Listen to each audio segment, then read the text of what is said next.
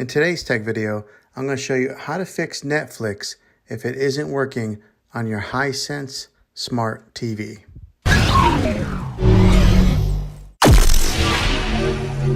The first step that we are going to try, and it's probably the easiest one, is simply unplug your TV from the wall outlet and wait 60 seconds.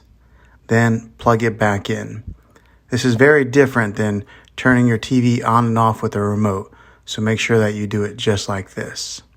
The next thing that we are going to try is to go into the settings menu on your Netflix. If you can't get to your settings menu, I will show you how to get to it in a different way here in a moment. But go into the settings menu and then go down to Get Help. Then go down to check your network. Here it will run a test of your Wi-Fi and internet connection. You should get all the check marks if your internet is running properly. If you don't have all the check marks, then you're not getting Netflix because your Wi-Fi is probably down. Try resetting your router to see if it fixes that. If you have a network that is successful, then we will try this next step.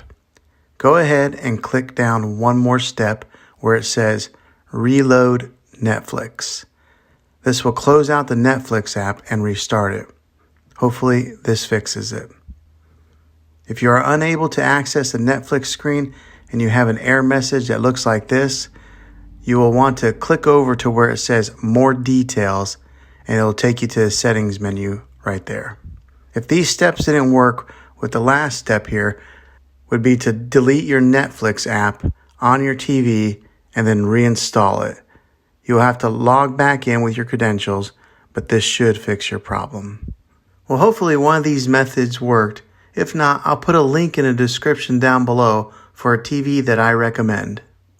Well, hopefully this video was helpful, and if it was, go ahead and hit a thumbs up on it. Go ahead and subscribe to my channel. I make tech videos all the time, and I would love to have you back in the next one. Take care.